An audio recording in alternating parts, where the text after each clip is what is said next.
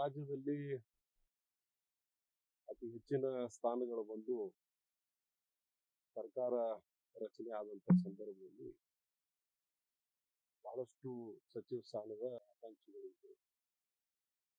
ಆ ಸಂದರ್ಭದಲ್ಲಿ ಪಕ್ಷದ ವರಿಷ್ಠರು 2 ಬ್ಯಾಚ್ಗಳಲ್ಲಿ ಸಚಿವ ಸ್ಥಾನದ ಒಂದು ಅವಕಾಶ, ಕೆಲಸ ಮಾಡ್ಲಿಕ್ಕೆ ಒಂದು ಅವಕಾಶ, ನಾಯಕತ್ವವನ್ನು ಬೆಳೆಸ್ಕೊಳ್ಳಿಕ್ಕೆ ಒಂದು ಅವಕಾಶ ಕೊಡ್ತೀವಿ ಅಂತಕ್ಕಂಥ ಭರವಸೆಯನ್ನು ಕೊಟ್ಟಿದೆ.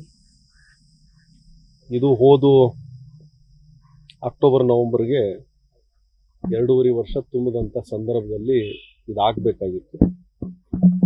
ಆದರೆ ಸತತ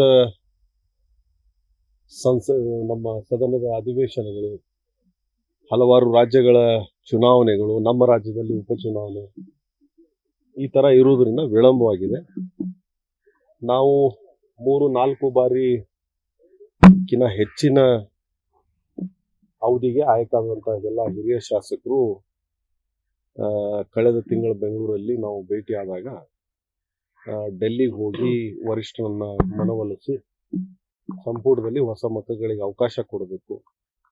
ಯಾಕಂದ್ರೆ ಇತ್ತೀಚಿನ ದಿನಗಳಲ್ಲಿ ನಾವು ನೋಡಿದಾಗ ಸ್ವಲ್ಪ ಸಚಿವ ಸ್ಥಾನಮಾನ ಹೊಂದಿದ ಮೇಲೆ ಕ್ಷೇತ್ರದ ಅಭಿವೃದ್ಧಿ, ಜಿಲ್ಲೆಯ ಅಭಿವೃದ್ಧಿ ಬಗ್ಗೆ ನಾವು ಹೆಚ್ಚಿನ ಕೆಲಸ ಮಾಡಲಿಕ್ಕೆ ಸಾಧ್ಯ ಆಗ್ತಾ ಇದೆ.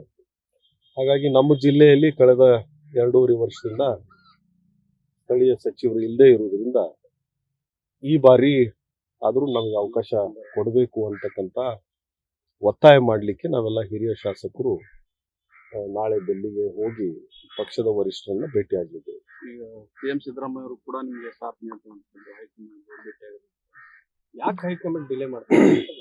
ಅಲ್ಲಲ್ಲ, ಇನ್ನು ಹೇಳಿದಲ್ಲ, ಸತತ ಇವೆಲ್ಲ ರಾಜ್ಯಗಳ ಚುನಾವಣೆ ಇತ್ತು, ಉಪಚುನಾವಣೆ ಇತ್ತು, ಹಾಗಾಗಿ ಇದು ವಿಳಂಬ ಆಗಿದೆ.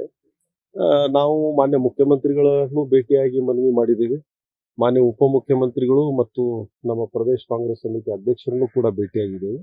ಅವ್ರಿಗೂ ಕೂಡ ಹೇಳಿದ್ದೇವೆ, ನಾವು ಡೆಲ್ಲಿ ಹೋಗಿ ನಾವು ಮನವಿಯನ್ನ ಮಾಡ್ತೇವೆ ಅಂತ. ಅವರು ಕೂಡ ಅದಕ್ಕೆ ಸಹಮತ ವ್ಯಕ್ತಪಡಿಸಿದ್ದಾರೆ. ನಾವು ವರಿಷ್ಠರನ್ನು ಮನವೊಲಿಸಿ ಆದಷ್ಟು ಬೇಗ ಸಂಪುಟ ಸಚಿವರ ಒಂದು ಪುನರ್ರಚನೆ ಆಗ್ಬೇಕಂತ ಒತ್ತಾಯ ಮಾಡಿದ್ವಿ. ಎಷ್ಟು ದಿನದೊಳಗೆ ಆಗ್ಬಹುದು ಅನ್ನೋ ವಿಶ್ವಾಸ ಇಟ್ಕೊಂಡಿರ್ತಾರೆ? ಗೊತ್ತಿಲ್ಲ, ತಕ್ಷಣ ಆಗ್ಬೋದು. ಚುನಾವಣೆ ಫಲಿತಾಂಶ ಚುನಾವಣೆ ಆಗ್ಲಿ, ಬೇರೆ ರಾಜ್ಯಗಳ ಚುನಾವಣೆ ಫಲಿತಾಂಶ ಕಾಯ್ತಕ್ಕಂಥ ಅವಶ್ಯಕತೆ ಏನಿಲ್ಲ ಅಂತ ನಮಗೆ ಅನಿಸ್ತಾ ಇದೆ. ನಾವೆಲ್ಲ ಸಾಧ್ಯ ಆದ್ರೆ ಬಸವ ಜಯಂತಿ ದಿವಸ ನಮಗೆ ಪ್ರಮಾಣ ವಚನ ಮಾಡ್ಲಿಕ್ಕೆ ಹೊಸ ಮತಗಳಿಗೆ ಅವಕಾಶ ಕೊಟ್ರೆ ಬಹಳ ಒಳ್ಳೆ ಮುಹೂರ್ತ ಅಂತ ನಾವು ಅನ್ಕೊಂಡಿದ್ವಿ. ಹಾಗಾದ್ರೆ ಬಸವ ಜಯಂತಿ ಸಂಪುಟ ವಿಸ್ತರಣೆ ಆಗ್ಬೋದು? ನಮ್ಮ ಒತ್ತಾಯ ಅದಾಗಿರ್ತೈತಿ. ತೀರ್ಮಾನ ವರಿಷ್ಠರು ತಗೊಳ್ಬೇಕು.